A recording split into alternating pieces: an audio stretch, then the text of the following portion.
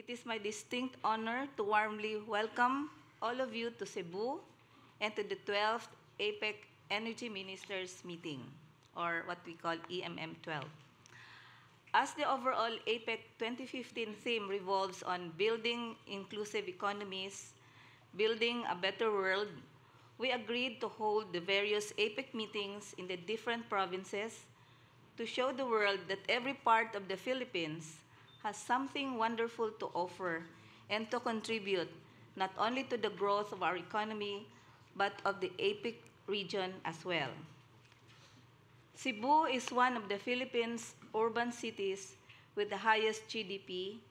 Thus, opportunities abound in this side of the archipelago, called the Queen City of the South. Anchoring on our tourism slogan, "It's more fun in the Philippines," that has become viral in social media. You can view smiling faces of Filipinos captured even after the catastrophic event of Typhoon Haiyan or Yolanda, known locally, which one of our leading newspapers, the Manila Times, described as a magnificent tapestry of human resilience. The theme of this year's EMM highlights the thrust for resiliency of APEC communities. Resiliency has been a buzzword for APEC 2015. In the APEC Study Center's Consortium Conference 2015, it was noted that there is a need to establish the resilience of businesses, even the small and medium-scale enterprises, in times of disasters to ensure continuity of operations. Our finance ministers also highlighted the importance of financial resilience, along with infrastructure development to sustain economic gains of the region in their Cebu Action Plan. APEC senior disaster management officials are also working on a disaster risk reduction framework to improve resiliency of economies. We are very much aware of the ill consequences brought about by natural and man-induced disasters to people's lives, property, businesses, and the economy's resources. The higher levels of frequency and intensity of these disasters has caused an alarming call even for the most advanced and most prepared economies. The APEC senior disaster management officials actually call this part of the new normal. Thus, today's agenda brings to the forefront APEC economy initiatives and collective efforts to ensure energy-secured and sustainable communities capable of withstanding the unpredictable environmental changes and adverse effects as economies modernize and expand. Moves to attain energy security, however, must now take into consideration incalculable effects of disasters, especially to energy infrastructures. We have seen how communities are paralyzed during disasters when such infrastructures are affected and damaged. We all recognize that energy serves as the bloodline of economies, and without reliable energy supply, economies will recover slower or worse, will not function at all. We hope, therefore, that APEC member economies will come up with innovative measures and avenues to foster greater cooperation to ensure energy security, sustainability, and now resiliency, especially that APEC accounts for about 60% of the world's energy demand.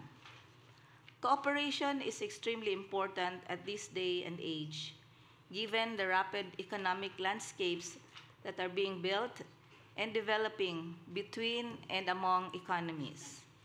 As an example, information from the Pacific Tsunami Warning Center shared with local communities that will be affected is a significant step towards fostering disaster awareness, preparedness, and mitigation. Communication of relevant and accurate data is an effective solution in addressing disasters and will enable economies to save more lives and minimize impacts economically and socially.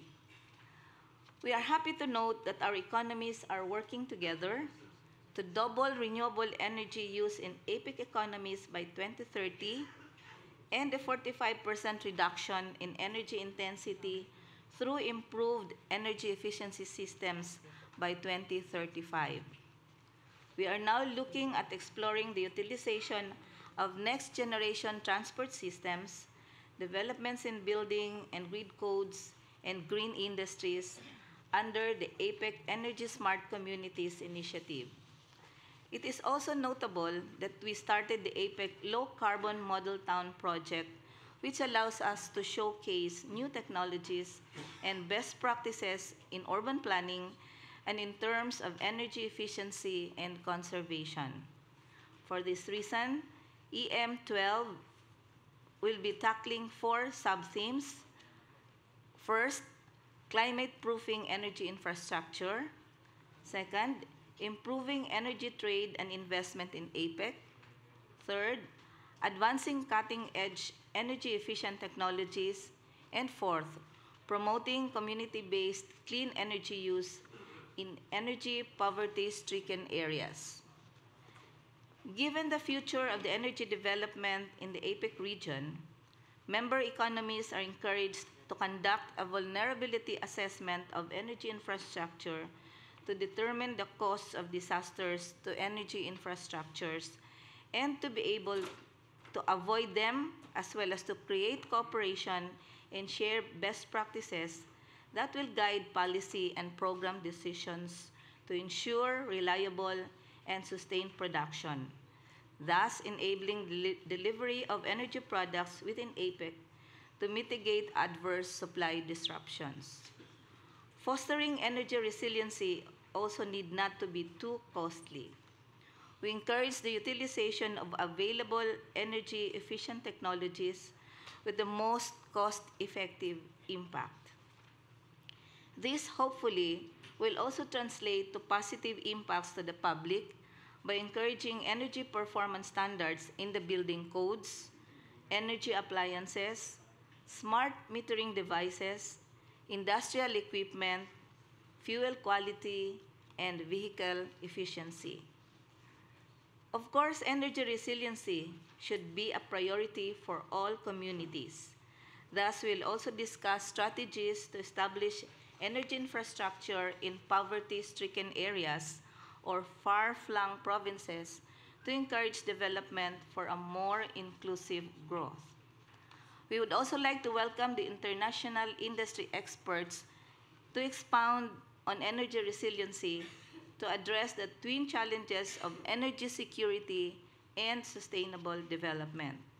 At the end of the day, we hope that APEC economies will also learn, aside from protecting the energy infrastructures, how to get up, recover, and build more resilient economies and train people to be more proactive for the benefit of their communities and cities. Yesterday, our senior officials have worked hard to refine the draft of the declaration that we will issue later.